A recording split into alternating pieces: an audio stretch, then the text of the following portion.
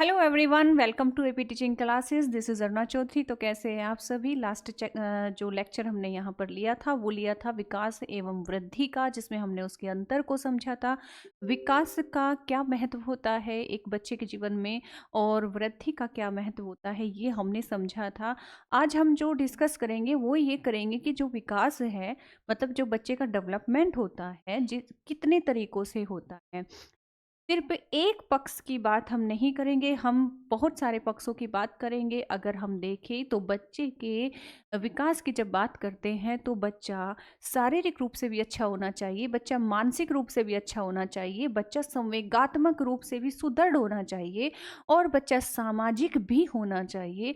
तो इतने सारे जो पक्ष होते हैं वो अपने आप में महत्वपूर्ण होते हैं और एक भी पक्ष में अगर कमी रह जाती है, उस पर ध्यान नहीं दिया जाता है, तो हम बच्चे का विकास पूरा नहीं मानते, उसे अपूर्ण मानेंगे, इनकम्प्लीट मानेंगे। ठीक है।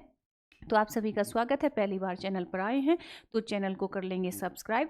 चलिए डिस्कस करते हैं, समझते हैं। यहीं से क्वेश्चन 100% क्वेश्चन यहीं से आपका इस टॉपिक से 2 क्वेश्चन आपके बनेंगे और इस टॉपिक को समझने के बाद में आप ये समझ पाओगे कि किस तरीके से विकास से संबंधित अगर क्वेश्चन आता है सीडीपी में, सीडीपी आप केवीएस में देखो या फिर आप सीटेट में देखो या फिर आप टेट में, सुपर टेट, अभी वो टेट सुपर टेट वो यूपी की बात करें तो नहीं हो रहा है, अदर स्टेट में तो होते रहते हैं। ठीक है।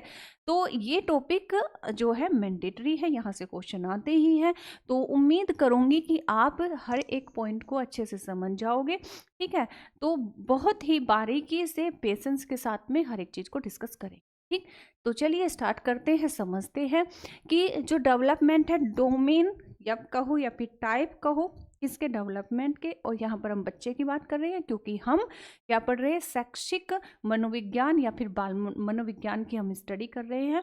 तो उसमें हम बच्चे के ही बारे में समझेंगे, बच्चे के बारे में पढ़ेंगे। तो विकास के क्षेत्र या फिर विकास के प्रकार। तो देखो, विकास के जब प्रकारों की बात की जाती है तो कितने प्रकार का एक बच्चे का विकास होता है, एक एक पॉइंट को समझना, क्योंकि जहाँ से क्वेश्चन फंसता है उसी पर मैं पॉइंट करूंगी। ठीक है।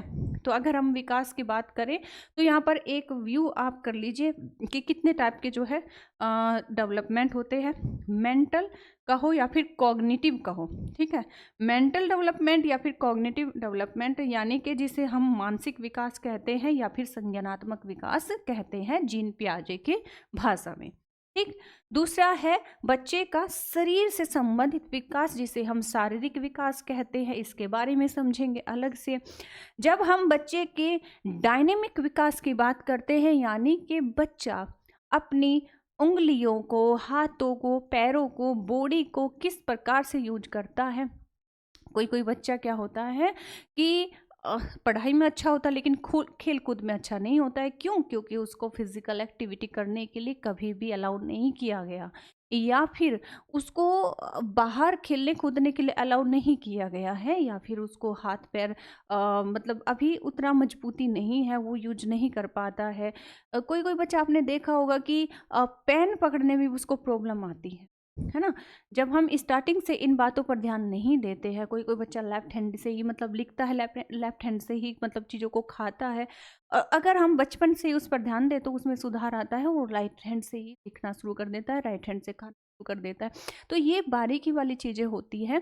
ठीक है। जिसमें हम बच्चों की फिजिकल एक्टिविटी पर, मूवमेंट पर ध्यान देते हैं कि किस तरीके से वो अपने हाथों, पैरों, उंगलियों, तर्जनी, अंगूठे, इन सब का इस्तेमाल करना सीख रहा है। तो ये क्रियात्मक या फिर गामक विकास में हम पढ़ेंगे। ठीक। और बात आती है सामाजिक विकास की, बच्चे को सामाजिक भी बनाना जरूरी है। वो अपने उसके आचार विचार कैसे हैं, उसके मूल्य कैसे, उसकी आदतें कैसी है, उसका व्यवहार कैसा है, वो दोस्त बनाता है कि नहीं बनाता है, वो अपने आप को बात करने में सहज समझता है कि नहीं समझता दूसरे के सामने। ठीक है। वो चीज़ों को शेयर करता है कि नहीं करता है, ये बेहद ज़रूरी हो जाता है। और ऐसे बच्चे जिनका सामाजिक डेवलपमेंट नहीं होता, सोशल डेवलपमेंट नहीं होता, आगे जाकर आइसोलेट हो जाते हैं, अलग थलग दुनिया से हो जाते हैं। और इस तरह के बच्चों में जो एक प्रॉब्लम आती है वो आती है कौन सी, मतलब जिसमें बच्चा आदतन हो जाता है और मतलब बाहरी दुनिया से उसको कोई मतलब नहीं होता है, तो ऐसे बच्चे आगे जाकर डिप्रेशन में चले जाते हैं, जो दुनिया से अलग थलग रहना शुरू कर देते हैं। तो ये बेहद ज़रूरी होता है। ठीक है, तो सामाजिक विकास, ठीक है, नैतिक विकास। अच्छा, आपने सब हम पक्षों की बात करेंगे, इसमें हम करेंगे बच्चों की आदतों की बात करेंगे कि उसमें जो मतलब अच्छी आदतें हैं उनके विकास की हम बात करेंगे। संवेगात्मक विकास, बच्चे में इमोशंस कितने हैं और उन पर किस तरीके से नियंत्रण किया जा सकता है, उसको सीखा जा सकता है, इसकी बात करेंगे। भाषा विकास, भाई बच्चे को हमें आइडियल लैंग्वेज भी सिखानी है और बच्चे को जो है अच्छे मतलब शब्दों का प्रयोग करना सिखाना है, उसे अच्छा वक्ता बनाना है। तो इस तरह की हर एक डेवलपमेंट की हम बात करेंगे, समझेंगे। चलिए मूव करते हैं। फर्स्ट से यहाँ पर हम जो है समझेंगे कि पहला जो है मानसिक विकास है, यानी कि संज्ञानात्मक विकास है। हम मतलब बॉडी के ऊपर पार्ट से स्टार्ट कर रहे हैं, ऊपरी पार्ट से स्टार्ट कर रहे हैं, जिसमें हम समझेंगे सबसे पहले मस्तिष्क के बारे में कि जो बच्चा होता है, बच्चे के जो मस्तिष्क की अगर हम बात करें, उसके मेंटल डेवलपमेंट, उसके कॉग्निटिव डेवलपमेंट, जिसे हम संज्ञानात्मक कहते हैं, संज्ञानात्मक विकास कहते हैं, तो वो क्यों जरूरी है।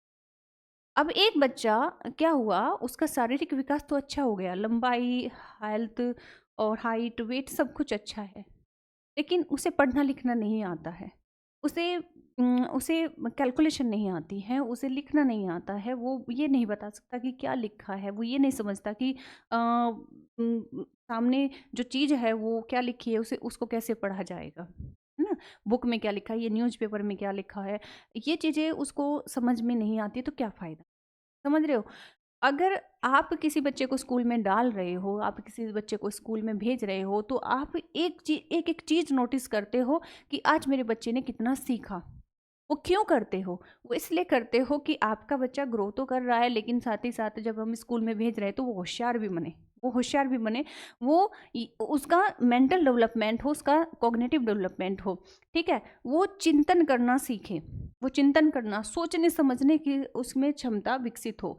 ठीक, तो जब बच्चों में चिंतन करने एवं सोचने समझने की क्षमता विकसित हो जाती है, जिसके माध्यम से वह किसी का प्रत्यक्षीकरण कर सकते हैं, प्रत्यक्षीकरण यानी कि परसेप्चुलाइजेशन कर सकते हैं कि भाई अगर मम्मा ने कोई इक्वेशन दिया है सोल्व करने के लिए, तो वो समझ पाए कि मैं इसको कैसे सोल्व करूं। ठीक है, अगर टेबल दे दिया लिखने के लिए, तो वो समझ पाए कि इस टेबल को कैसे लिखा जाएगा। अगर फिल इन द ब्लैंक्स वाले क्वेश्चन दे दिए, तो वो समझ पाए कि कैसे मैं इसको जो है मतलब फिल करूं। तो वो प्रत्यक्षीकरण कब आता है, जब आप एक बच्चे में उस पर वर्क करेंगे, सोचने समझने की उसमें शक्ति जो है विकसित हो जाएगी, उसका मानसिक विकास होगा, तभी तो वो कर पाएगा ना। ठीक है, और दूसरा ये है कि मानसिक विकास में ये होता है, इसका अभिप्राय ये है, क्यों, क्योंकि वो बच्चा चिंतन कर सके। ठीक है, और याद रख सकते हैं कि यह संज्ञानात्मक विकास, मतलब इसको हम संज्ञानात्मक विकास कहेंगे। इस विकास को हम बौद्धिक या फिर ज्ञानात्मक या फिर संज्ञानात्मक विकास भी कहेंगे, मतलब इतने सारे भी नाम हैं। हम इसको बौद्धिक विकास भी कहेंगे।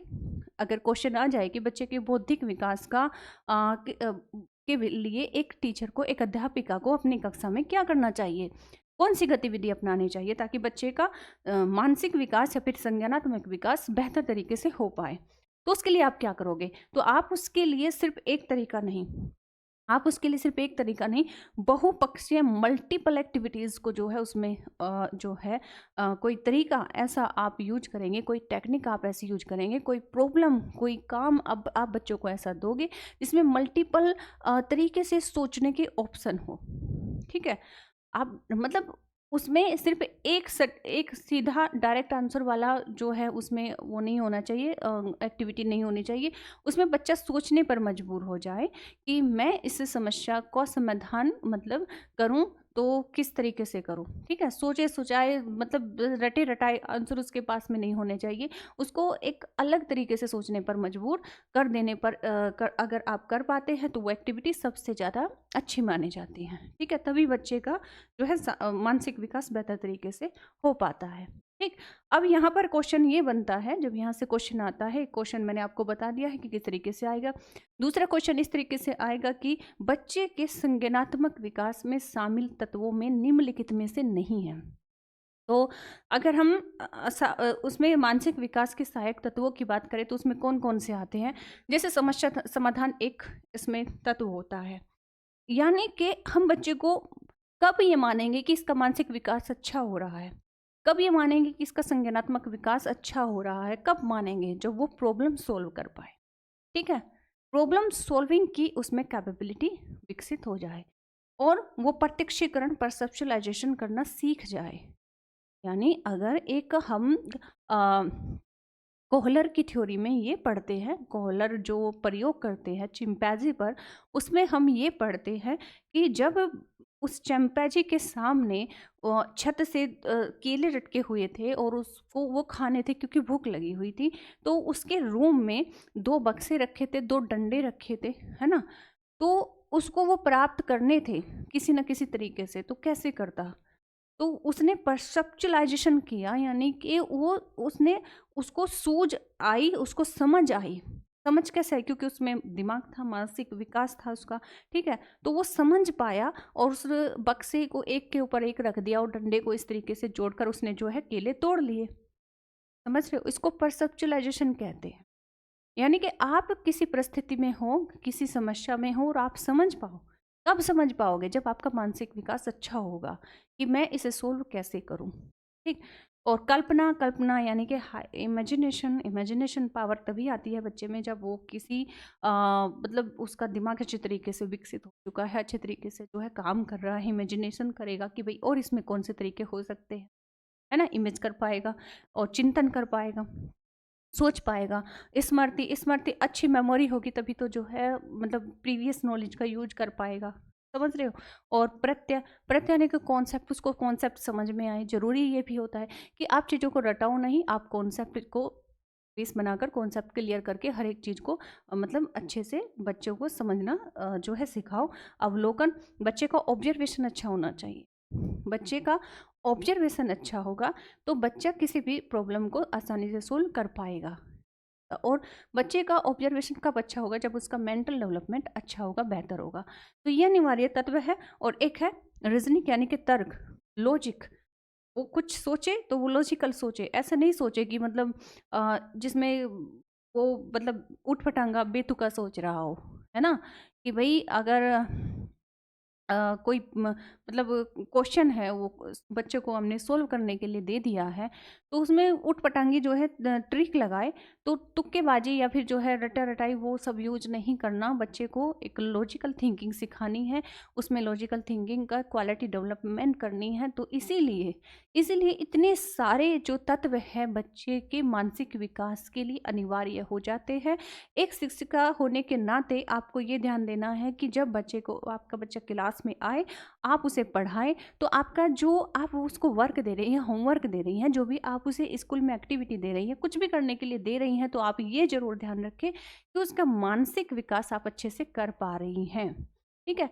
आप 1, 2, 3 डायरेक्ट भी सिखा सकती हैं, लेकिन वो तो रटने वाली बात हो जाएगी। लेकिन आप उसे इस तरीके से सिखाएँ जिसमें बच्चा खुद दिमाग लगाना उसको मजबूर हो जाए लगाने के लिए कि मैं 1 के बाद में 2 मुझे किस तरीके से जो है इसमें लाना है, क्योंकि 1 के बाद में 2 आता है, तो किस तरीके से मैं जो है इसमें ला सकता हूँ। तो इस तरीके से मतलब उसमें बहुत से फिल इन द ब्लैंक्स वाले होते हैं, मैचिंग वाले क्वेश्चन हो सकते हैं, कुछ इस तरीके के होते हैं, ठीक है? तो इस तरीके से आप अलग तरीके अपनाकर बच्चों के जो है विभिन्न तरीकों से मानसिक विकास उसका कर सकती है। ठीक है? चलिए आगे मूव करेंगे। ये हो गई मानसिक विकास की बात। अब बात करेंगे शरीर की। शारीरिक विकास ये भी ज़रूरी है। कोई बच्चे का पर अगर हम ध्यान नहीं देते हैं, एक तो देखो मदर पर डिपेंड करता है कि वो उसके खाने-पीने का समय से ध्यान रखे, उसको जो है टिफ़िन देकर भेजें स्कूल में, सुबह उसको ब्रेकफ़ास्ट करा के भेजें। क्योंकि खाली पेट, भूखे पेट भेजती हैं तो कई बार ये होता है कि बच्चों का पढ़ाई में मन नहीं लगता है। लेकिन अगर कोई बच्चा अच्छे से खा भी रहा है, उसको फुल न्यूट्रिशन मिल रहा है, लेकिन फिर भी उसका फिज़िकल जो डेवलपमेंट है, यानी कि शारीरिक विकास है, वो पर्याप्त रूप में नहीं हो पाया है, तो ये आगे जाकर उसे जो है प्रॉब्लम करेगा। कहीं न कहीं जैसे सोसाइटी में उसके फ्रेंड्स कम बनेंगे, या फिर उसे कम हाइट का देखते हुए इमैच्योर हमेशा समझा जाएगा, और के जो फ्रेंड्स है वो भी नहीं बनेंगे, और दूसरी बात उसे वो समाज में भी कहीं न कहीं नीची उससे देखा जाएगा दूसरी दृष्टि से, ठीक है? और उसे एक हीन भावना भी उसमें पूरे जीवन आती रहेगी। तो इन सब चीज़ों से बच्चे को बचाने के लिए ज़रूरी होता है कि पेरेंट्स भी उन पर ध्यान दें, और साथ ही साथ एज़ अ टीचर आप स्कूल में जैसे पीटी कोच वगैरह से भी जो पीटी का पीरियड रखा जाता है, कोच वगैरह रखे जाते हैं, जो है खेल का पीरियड रखा जाता है, वो इसीलिए रखा जाता है कि बच्चे जो है खेल कूद पाए। एक तो उनसे उनका मानसिक विकास भी अच्छा होगा, क्योंकि खेलने कूदने से मैदान में जब बच्चा उतरता है तो उसका मानसिक विकास भी अच्छा होता है। वो क्यों होता है? क्योंकि उसका माइंड खुलता है, ठीक है?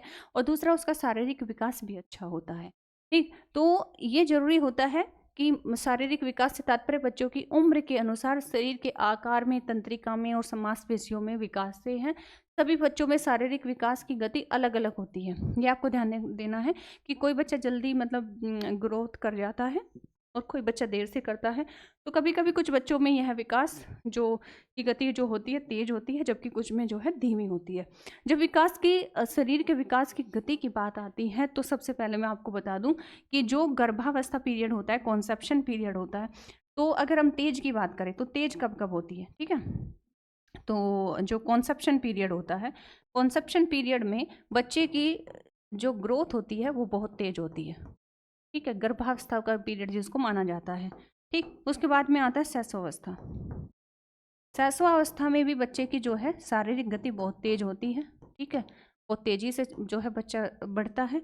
और तीसरी अवस्था आती है फिर बाल्यावस्था। बाल्यावस्था में यहाँ पर देखा गया है कि बच्चे की जो शारीरिक गति है वो धीमी हो जाती है, वो धीमी पड़ जाती है, ठीक है? और फिर उसके बाद आती है आपकी किशोर अवस्था। तो किशोर अवस्था में फिर से बच्चे की हाइट निकलती है, ठीक है? फिर से वो गति तेज हो जाती है। और वयस्क अवस्था में बच्चे की गति रुक जाती है, वृद्धि रुक जाती है, ठीक है? अब बच्चे में वृद्धि होती कहाँ तक है? किशोर अवस्था तक होती है। तो ये आपको नोट करना है, ठीक? चलिए यहाँ तक आप समझ गए। आगे मूव करते हैं, समझते हैं। आगे यहाँ पर देखें क्रियात्मक विकास या फिर गामक विकास। गामक विकास या फिर क्रियात्मक विकास की बात करें तो इसमें दो प्रकार की एक्टिविटी हम देखते हैं बच्चे में। एक होती है फाइन स्किल्स और दूसरी होती है मोटर स्किल्स, ठीक है? यानी कि सूक्ष्म गतिक कौशल और स्थूल गतिक कौशल, ठीक? तो जैसा कि मैंने स्टार्टिंग में ही समझाया कि शारीरिक विकास के अलावा बच्चे के जो छोटी मांसपेशियाँ और लंबी मांसपेशियाँ होती है, जैसे कि अगर छोटी मांसपेशियों की बात करें तो जैसे उंगली है, तर्जनी है, अंगूठा है, वो अपनी उंगली अंगूठे तर्जनी के माध्यम से चीज़ों को मजबूती से पकड़ पा रहा है कि नहीं, ठीक है? जब तैराकी करे, दौड़ लगाए, तो वो हाथों पैरों का इस्तेमाल सही से कर पा रहा है कि नहीं? तो इन चीज़ों पर भी बच्चों को जो है ध्यान देना है, उनके विकास पर ध्यान देना है। तो मांसपेशियों तथा तंत्रिका तंत्र की सहायता के द्वारा शरीर की गति पर नियंत्रण करना क्रियात्मक विकास कहलाता है, ठीक है? क्रियात्मक विकास कहलाता है। और जब बच्चे अपने शरीर की गति को अपनी मांसपेशियों के माध्यम से नियंत्रित कर लेते हैं, तो इसे क्रियात्मक विकास कहते हैं, ठीक है? क्रियात्मक विकास के इसको दो भागों में बांटा जाता है, ये आपको ध्यान देना है। सूक्ष्म क्रियात्मक पेशी जिसको हम फाइन फाइन मोटर स्किल्स कहते हैं, और दूसरा है स्थूल क्रियात्मक पेशी जिसे हम ग्रोस मोटर स्किल्स कहते हैं, ठीक है?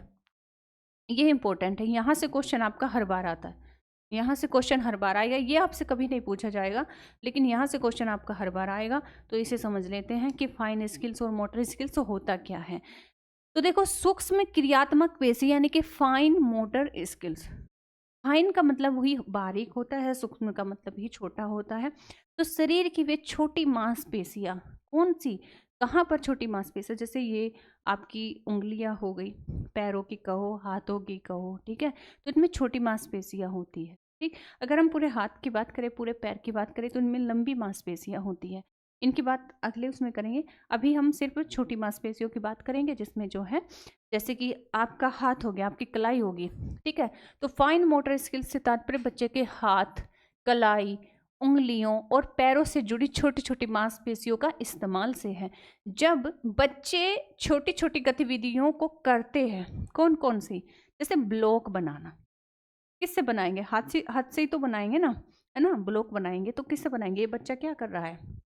यहाँ पर कोई बच्चा ब्लॉक बना रहा है, ये बच्चा क्या बना रहा है, ठीक है? सॉरी।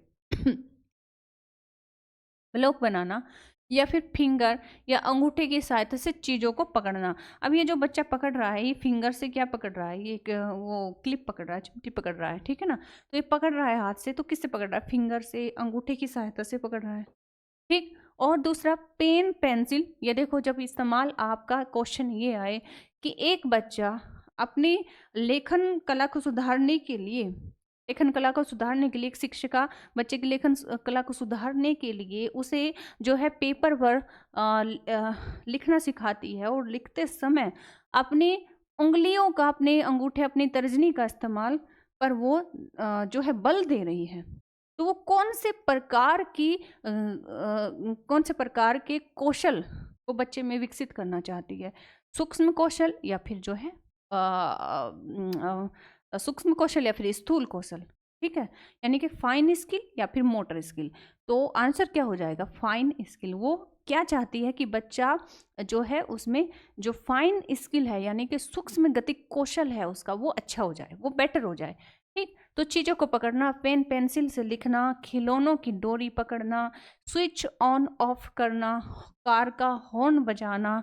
अब कार का हॉर्न आप ऐसे थोड़े ना बजाते हो, ठीक है, या फिर ऐसे बजाते हो, नहीं ऐसे बजाते हो, ठीक।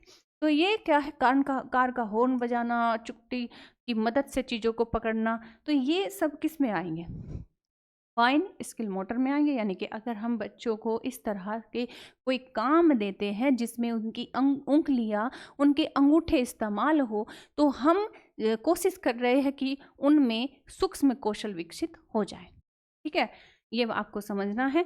और यहाँ पर नोट करेंगे कि यह गुण 2 से 5 साल की आयु में विकसित होता है।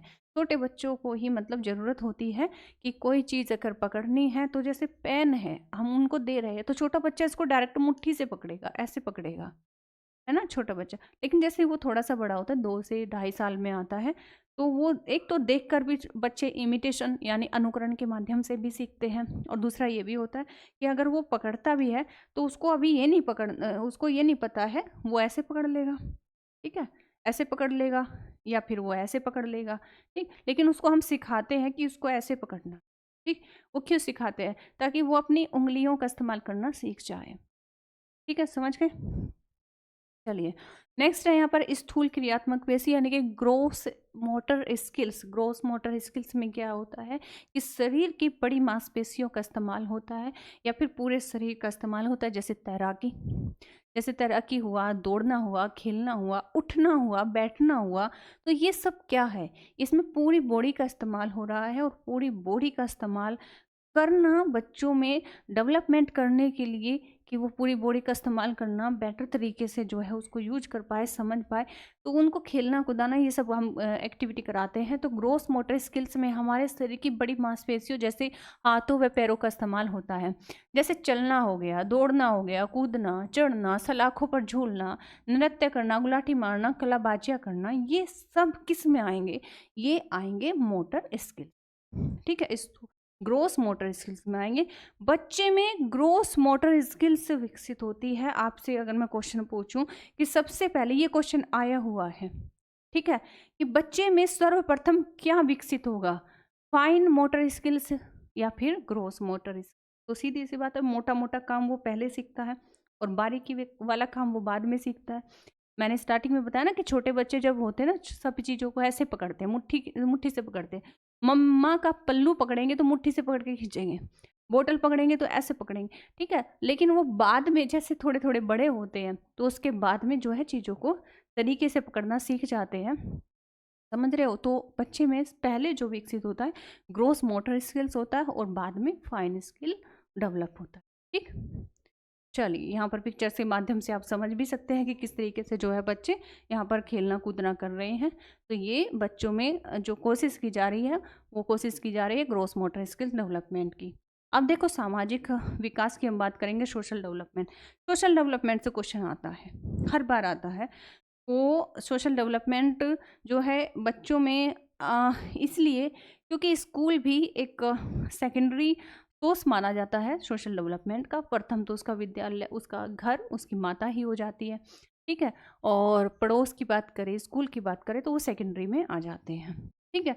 तो यहाँ पर सामाजिक विकास की बात करें, सोशल डेवलपमेंट की बात करें, तो जब बच्चा अपने आसपास के विभिन्न सामाजिक संस्थाओं से मूल्य एवं प्रतिमान प्राप्त करता है तो वह सामाजिक विकास कहलाता है। अब सामाजिक विकास बच्चे में कहाँ से आएगा? वो अपने मम्मा पापा को देखेगा, वो स्कूल टीचर को देखेगा कि वो कैसी ड्रेसिंग सेंस रखती है, कैसे बोलती है, क्या खाते पीते है। वो बहुत से टीचर को बच्चों के सामने गुटखा खाना या फिर जो है बीड़ी सिगरेट पीना क्यों अलाउ नहीं करते हैं? वो इसीलिए नहीं करते कि जैसा मतलब बच्चा देखता है वैसा सीखता है, उस तरह की जो है इमेज उस पर जो है इफेक्ट पड़ता है। तो इस वजह से कि बच्चा जो है सोशल बने, तो कुछ एक्टिविटी कराई जाती है स्कूल्स में, जैसे लंच शेयर करना, रेसिस वगैरह होती है, तो उसमें ये सीखा जाता है कि आप लंच शेयर करो।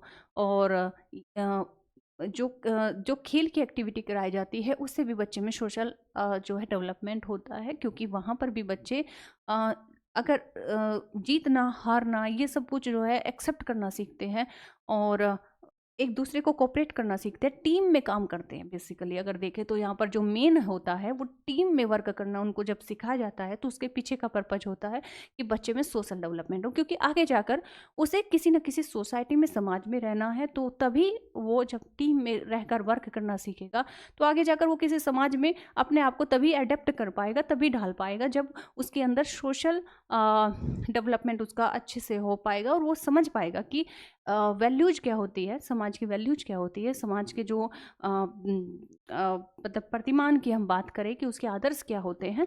तो जब वो उन्हें स्कूल से सीखेगा तब आगे जाकर जो है उन्हें वो अडेप्ट कर पाएगा, उसके अकॉर्डिंग वो अपने आप को ढाल पाएगा। तो ये रीजंस होता है कि बच्चे में सोशल डेवलपमेंट पर भी जो है काम करना चाहिए, उसका ये भी पक्ष जो है इम्पोर्टेंट होता है। तो इसमें बच्चा इसमें बच्चा अपने परिवार, स्कूल, मित्र मंडली, धार्मिक संस्थाओं आदि के माध्यम से विकास के प्रतिमान को प्राप्त करता है। हर लोग के अनुसार अगर हम समझे तो उनका कहना है कि सामाजिक विकास के से तात्पर्य सामाजिक प्रत्याशा आकांक्षाओं के अनुरूप जब बच्चा व्यवहार करने की क्षमता सीखता है तो उसको सामाजिक विकास कहा गया है। सामाजिक विकास से बच्चा अपने संबंधियों के साथ में, जो उनके रिलेटिव्स हैं, चाहे वो दोस्त ही क्यों ना हो, ठीक है, चाहे वो पड़ोसी ही क्यों ना हो, तो अपने संबंधियों के साथ में मधुर संबंध बनाता है तथा अपने संवेगों को सकारात्मक नियंत्रण करना वो सीख लेता है। ठीक है? तो ये समझ गए होंगे कि बच्चे का सामाजिक विकास कितना महत्वपूर्ण है। यहाँ से इस तरीके से क्वेश्चन आते हैं। ठीक, चलिए आगे मूव करते हैं। सामाजिक विकास में जो बच्चों जो प्रे कराई जाती है, ठीक है, प्रे कराई जाती है बच्चों को गैदरिंग करके, मतलब वहाँ पर जो है सुबह मॉर्निंग प्रे होती है, तो वहाँ पर बच्चे सब गैदर होते हैं, इकट्ठा होते हैं। तो वो जो है इस तरीके से मतलब सम्मिलित होकर चीज़ों को करना सीखते हैं। जब वो खेलते हैं कोई भी उनको एक्टिविटी दी जाती है, group activity, basically group activity schools में क्यों कराई जाती है, इसीलिए कराई जाती है। ठीक है, कोई टीम वर्क उनको दिया जाता है कि टीम, ताकि वो टीम में जो है वर्क करना सीख जाए, ये पर्पज होता है। लंच शेयर करना, लंच उनको शेयर करना इसी इसी पर्पज से दिया जाता है, ताकि जो शेयरिंग मतलब आपस में बांटना चीज़ों को सीख जाए, वो अहंकारी ना बने, किसी एक मतलब किसी भी चीज़ पर अपने आप अपना अधिकार सिद्ध करके ना बैठ जाए। ठीक है, तो इस रीजन से जो है बच्चों को सहयोग करना, ये सब कुछ सिखाया जाता है। तो सामाजिक आकांक्षाएं, इसके जो अगर हम महत्वपूर्ण तत्वों की बात करें तो सामाजिक आकांक्षाएं, बड़ों का आदर करना, धार्मिक भावनाओं का सम्मान करना और नैतिक भावनाओं का विकास, झूठ नहीं बोलना, चोरी नहीं करना, समाज के कार्यों में मदद करना, स्कूल के मित्रों के साथ सहयोग का व्यवहार करना आदि इसमें जो है सम्मिलित होते हैं। ठीक, चलिए नैतिक विकास की बात करें, जैसे कि नैतिक विकास में हम बात करते हैं लॉरेंस कोहलबर्ग, स्पेशली इन्होंने तो एक मतलब थ्योरी ही दी है उस पर। उनकी थ्योरी से भी क्वेश्चन, हर बार 2 क्वेश्चन आपको मिलते हैं, और यहाँ पर नैतिक विकास से यहाँ से क्वेश्चन नहीं पूछे जाएंगे। क्वेश्चन पूछे जाएंगे इस तरीके से कि कौन सा विकास का पक्ष इसमें सम्मिलित नहीं है, या फिर कौन सा विकास का पक्ष जिसमें बच्चों में हम अच्छी आदतें, अच्छे विचार, अच्छे गुणों को विकसित करते हैं, तो वो कौन सा पक्ष हम यहाँ पर समझे उसे, तो वो होता है बच्चों में कौन सा नैतिक विकास तो नैतिक विकास की बात करते हैं कि जब बच्चा समाज के विभिन्न संस्थाओं के माध्यम से, संस्थाएं कौन सी, स्कूल हो गया, पड़ोस हो गया, भाई विद्यालय हो गया, ठीक है, तो विभिन्न संस्थाओं के माध्यम से सही एवं गलत, सही एवं गलत, क्या सही है क्या गलत है, यही तो नैतिकता होती है। सॉरी। क्या अच्छा है क्या बुरा है, क्या पाप है क्या पुण्य है, क्या शुभ है क्या अशुभ है, इसके बारे में बच्चों में गुणों को विकसित करना नैतिकता कहलाती है। आप बच्चों को स्कूल में मतलब जो प्रेयर कराते हैं उनसे हाथ क्यों जुड़वाते हैं, है ना? जब आप उनको बोलते हैं, जब आप घर से आते हैं तो अपने मम्मा पापा के पैर छू कर आओ, क्यों बोलते हैं? सुबह उठते गुड मॉर्निंग या फिर सुप्रभात करने को क्यों बोलते हैं? जब आते हैं स्कूल में आते ही उसको टीचर को गुड मॉर्निंग बोलते हैं, सुप्रभात बोलते हैं, या फिर कुछ भी बोलते हैं अपनी लैंग्वेज में, ठीक है? तो क्यों उनको सिखाया जाता है ब्रश करो, सुबह जल्दी उठो, रोज नहा कर आओ, नेल से साफ रखो, और टाइम पर खाना खाओ, खाना खाने से पहले हैंड वॉश करो, अपने आप को क्लीन रखो, क्यों? ये अच्छी आदतें, अच्छी मतलब और चोरी नहीं करना, ये सब मतलब किसी के साथ में झगड़ा नहीं करना, मारपीट नहीं करना, गाली गलौज नहीं करना, ये सब क्यों सिखाते हैं? ताकि आपका बच्चा नैतिक बने, ताकि आपके बच्चे रूल्स फॉलो करना सीख जाए। क्यों? क्योंकि कल को उसे एक सोसाइटी में रहना है, एक समाज में रहना है, तो वहाँ पर जो है रूल्स अगर से वो नहीं चलेगा, या फिर किसी ग्रुप में अगर वो जा रहा है, वहाँ पर रूल्स को फॉलो नहीं करेगा, हाइजेनिक नहीं रहेगा, तो उसे कोई ईज़िली एक्सेप्ट नहीं करेगा, ठीक है? तो ये चीज़ें हैं कि बच्चों में हमें अच्छी आदतों का विकास करना है। क्यों? क्योंकि वो है एक मानसिक मतलब एक ऐसा प्राणी है जिसमें जो बुद्धिजीवी, हम जिसको कह सकते हैं, वो बुद्धिजीवी प्राणी मतलब जानवरों की तरह तो नहीं रह सकते ना, मैसी मैसी टाइप के। तो उनको ये अच्छी आदतें इसलिए सिखाई जाती है, अच्छे गुणों का विकास इसलिए कराया जाता है, ताकि वो मतलब लाइफ में सर्वाइव करना आगे सीख जाए इजली। तो बच्चों में नैतिक विकास परिवार से ही प्रारंभ होता है, और यह स्कूल अपने दोस्तों तथा समाज के विभिन्न संस्थाओं के माध्यम से ही विकसित होते हैं, ठीक। अब बात करते हैं संवेगात्मक विकास की।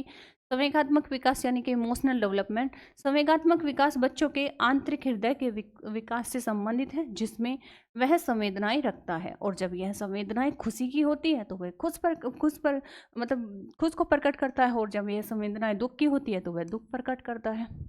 कोई कोई बच्चा मतलब बच्चे तो होते ही इमोशनल है, बच्चे तो मतलब हर बात पे रोने वाले, हर बात पे जिद करने वाले, हर बात पर गुस्सा करने वाले होते हैं। लेकिन ये कितना टाइम तक चल सकता है कि अगर बच्चा लाइफ टाइम तक ऐसा बना रहे, या फिर बड़ा होने पर, मैच्योर होने पर भी ऐसा बना रहे, तो ये उसकी स्टडी के लिए यानी कि पढ़ाई के लिए भी जो है अच्छा नहीं होगा, उसकी दोस्ती के लिए भी अच्छा नहीं होगा, टीचर के जो स्कूल का इन्वायरमेंट है उसके लिए भी अच्छा नहीं होगा, परिवार के लिए भी अच्छा नहीं होगा। तो ज़रूरी है कि बच्चे में अंडरस्टैंडिंग आए, बच्चा अपने इमोशंस को कंट्रोल करना सीखे। अब इससे संबंधित एक क्वेश्चन एक बार आया था, तो उसमें ये था कि एक बच्चा है, स्टार्टिंग में जाता है स्कूल में, तो जब वो जा रहा है तो तब अपने जो है कंधे उचका उचका कर रो रहा है, ज़ोर ज़ोर से रो रहा है। तो ये कौन से विकास को प्रदर्शित कर रहा है? तो वो संवेगात्मक विकास है, जिसमें हम यहाँ पर ये देखते हैं कि बच्चा जो है इतना मतलब इमोशनल, जो उसमें जो इमोशंस उसका है वो रोने का, वो प्रकट कर रहा है, ठीक है। तो क्योंकि वो इमोशनल इफेक्ट है, ठीक है, तो इसीलिए उसको रोना आ रहा है। तो रोना है अपने आप में किसका यहाँ पर इंडिकेट कर रहा है? तो उसमें इमोशंस को इंडिकेट कर रहा है, ठीक है। तो संवेगात्मक विकास परिस्थिति विशेष के माध्यम से विकसित होता है। भाई दुख है तो दुख की परिस्थिति है तो दुख निकलता है, सुख की परिस्थिति है तो सुख निकलता है। बच्चा जैसी परिस्थिति में विकसित होता है, उसकी संवेदनाएं भी उसी तरीके से विकसित होती है। संवेगों को प्राय उत्तेजित अवस्था माना जाता है। हाँ, जैसे कि हम उसकी क्या यहाँ पर हम थ्योरी भी पढ़ते हैं, ठीक है, संवेगों का पूरा जो है वो टॉपिक पढ़ेंगे, ठीक। तो संवेगों को प्राय जो है क्या माना जाता है? उत्तेजित अवस्था में ही इमोशंस निकलते हैं, जब बच्चा एक्साइट होता है तभी निकलते हैं, ठीक है। तो बच्चे या फिर मनुष्यों के संवेग जैसे भय, क्रोध, घृणा करना, आश्चर्य, खुशी, दुख आदि बच्चा संवेगों को प्रदर्शित करता है, तो यह माना जाता है कि संवेगात्मक विकास कर रहा है, ठीक है। तो इस तरीके से आपने संवेगात्मक विकास को भी समझ लिया है। यहाँ से क्वेश्चन अगर आता है तो आप समझ जाओगे। तो संवेगात्मक विकास में अब ये देखो कि कौन से माह में, कौन सी ईयर में कौन सा इमोशंस बच्चे में डेवलपमेंट हो जाता है। तो संवेग जो होता है आत्मविष्ट होते हैं और प्रत्येक बच्चे में संवेग की तीव्रता अलग अलग होती है। कोई जल्दी गुस्सा हो जाता है, कोई देर से होता है, किसी को देर से रोना आता है, किसी को जल्दी आ जाता है। प्राय 1 माह का बच्चा पीड़ा, यहाँ पर आपको ध्यान देना है कि 1 माह का जो बच्चा होता है वो पीड़ा समझने लगता है और आनंद को समझता है। जब उसे खुशी होती है तो वो आनंद महसूस करता है और जब दुख होता है तो वो पीड़ा महसूस करता है। ठीक है, 3 माह का बच्चा, यहाँ पर आपको देखना है 1 माह के बच्चे में आपने समझ लिया 1 माह के बच्चे में कौन से संवेग उत्पन्न हो जाते हैं, पीड़ा का और आनंद का। 3 माह के बच्चे में कौन से संवेग उत्पन्न हो जाते हैं, क्रोध का। ठीक है, और 4 या 5 माह के बच्चे में कौन से संवेग उत्पन्न हो जाते हैं, डर का। ठीक है, जब बच्चा 4 या 5 माह का होगा तो वो जो है डर का संवेग उसमें उत्पन्न हो जाएगा। और जब बच्चा 10 माह का होगा, तो उसमें प्रेम जो है वो महसूस करना शुरू कर देता है, जो वो बाल्यावस्था में होता है एटलीस्ट अगर हम देखें तो। ठीक है, और 2 वर्ष में जो बच्चा होता, सॉरी 10 माह है यहाँ पर। ठीक है, तो उसमें प्रेम जो है का संवेग उत्पन्न हो जाता है और 2 वर्ष में वह खुशी आदि को महसूस करने लगता है। ठीक है, तो ये बच्चे आप देख रहे हो इसको, इमोशंस में आप देखोगे कि ये बच्चा बहुत ज़्यादा रो रहा है, ये क्या है सॉरी इसको मतलब पीड़ा हो रही है और इसको खुशी हो रही है, इसको जो है कह सकते हैं कि ये गुस्सा है, नाराज है, और ये जो है पर्सन है खुश है। ठीक, आप समझ गए? ओके, आगे मूव करते हैं। चलिए, अब भाषात्मक विकास से क्वेश्चन आएगा ही आएगा, ये इंपॉर्टेंट है, यहाँ से क्वेश्चन डेफिनेटली आता है। तो भाषा विकास की बात करें तो क्योंकि बच्चे को हम स्कूल में डाल रहे हैं और वो बोलना ना सीखे अच्छी तरीके से, तो क्या ही उसका फायदा है, मानसिक विकास हो गया और वो चीज़ों को एक्सप्रेस करना ना सीखे, अपने विचारों को, अपनी फीलिंग्स, अपनी अनुभूतियों को प्रकट करना ना सीखे, शेयर करना ना सीखे, तो उसका क्या ही फायदा है फिर। तो ज़रूरी होता है कि बच्चा अपने आचारों विचारों को सामने प्रस्तुत करना सीख जाए। तो इसे हम जो है भाषा विकास के संदर्भ में समझेंगे कि भाषात्मक विकास, इसमें बच्चा ध्वनि के सूक्ष्म अंतर क्या होते हैं, वर्ण, शब्द, वाक्य, काल आदि के बारे में जानता है। बच्चा अर्थ विन्यास यानी कि सिमेंटिक और वाक्य विन्यास यानी कि सिंथेटिक्स के बारे में उसका प्रयोग करना जो है सीखता है। इसके एग्जाम्पल में क्वेश्चन एक बार आया था, वो ये था कि मैडम चाय जो है पीता है। ठीक है, मैडम चाय पीता है, तो ये अर्थविन्यास की मिस्टेक है या फिर सिंटैक्स की मिस्टेक है। तो यहाँ पर इस तरीके से इसमें क्वेश्चन बना था। तो इस तरीके से अगर क्वेश्चन आता है तो वो पेडागोजी में आता है। ठीक है, यहाँ पर क्वेश्चन आपका नहीं आएगा, लेकिन ये पेडागोजी में भी आपको हेल्प करेगा। समझ रहे हो? तो जब हम बात करते हैं किसकी, सिमेंटिक की, तो सिमेंटिक में सिर्फ हमें जो है वाक्य को बनाना सिखाया जाता है। लेकिन हम सिंटैक्स की बात करते हैं तो सिंटैक्स में हमें सब्जेक्ट, ऑब्जेक्ट, वर्ब, कहाँ पर कौन सा सही लगेगा वो सिखाया जाता है। ठीक है, तो अब उसमें सिंटैक्स की कमी थी क्योंकि वो क्या बोल रहा था कि मैडम चाय पीता है। ठीक है, तो सिंटैक्स की कमी थी क्योंकि उसमें क्या है कि वो मतलब उसका पूरा का पूरा जो है मीनिंग चेंज हो रहा था। समझ रहे? अब सिसोर यहाँ पर बताते हैं कि इनके अकॉर्डिंग जो है अदर स्टेट में जो मतलब टैट होते हैं उनमें क्वेश्चन यहाँ से आता है। तो 4 वर्ष की आयु में लगभग बच्चा जो है 5600 शब्द सीख जाता है, 5 वर्ष की आयु में लगभग 9600 शब्द सीख जाता है, 7 वर्ष की आयु में लगभग जो है कितना है यहाँ पर 21,200 शब्द सीख जाता है, और 10 साल की आयु में जो है लगभग 34,300 शब्द बोलना वो लग जाता है। ठीक है, तो इस तरीके से मतलब ये इम्पोर्टेंट हो जाता है। अदर स्टेट के उससे लेवल से देखें तो सीटेट में तो यहाँ से क्वेश्चन नहीं आता है, सीटेट में क्वेश्चन यहाँ से आता है, पैडागोजिकल यहाँ से क्वेश्चन पूछे जाते हैं, तो ये आपको ध्यान देना है। समझ गए? चलिए, तो यहाँ पर हमने समझा डोमेन्स या फिर टाइप ऑफ डेवलपमेंट, कितने टाइप से यहाँ पर क्वेश्चन आते हैं और कितने टाइप का जो है बच्चे का डेवलपमेंट होता है, कौन से पक्ष जो है इंपॉर्टेंट है, कौन सा नहीं है, ये सब हमने समझ लिया है। तो हर एक पक्ष इम्पोर्टेंट है, किसी भी पक्ष में अगर खामी रह जाती है, बच्चे का शारीरिक विकास नहीं हो पाया, बच्चे का मानसिक विकास नहीं हो पाया, तो हम बच्चे के विकास को पर्याप्त नहीं मानते, पूर्ण नहीं मानते। तो पूर्ण रूप से हम उसे कब मानेंगे, कंप्लीट कब मानेंगे, जब बच्चे के हर एक पक्ष पर काम किया गया हो, हर एक पक्ष जो है अपने आप में बच्चे का डेवलपमेंट हो चुका हो। ठीक है, तो उम्मीद करती हूँ कि पूरा टॉपिक आपको समझ में आया होगा। फिर भी कोई कहीं कोई चूक रह गई या कोई कमी रह गई, कोई क्वेरी हो आपकी, तो ज़रूर कमेंट बॉक्स में कमेंट करके बताएं। बाकी लोगों को भी जिनके लिए ये वैल्यूएबल है उन्हें ज़रूर शेयर करें और एग्ज़ाम की तैयारी अच्छे से करें। और डायरेक्ट हमसे जुड़ने के लिए ये टेलीग्राम नंबर है, ठीक है, इस पर आपको PDF मिल जाएगी, ठीक, तो इससे कनेक्ट हो जाएँ। तो अब मिलते हैं नेक्स्ट क्लास में, तब तक के लिए रखिए अपना ध्यान, ठीक है, take care, thank you, thanks for watching, okay.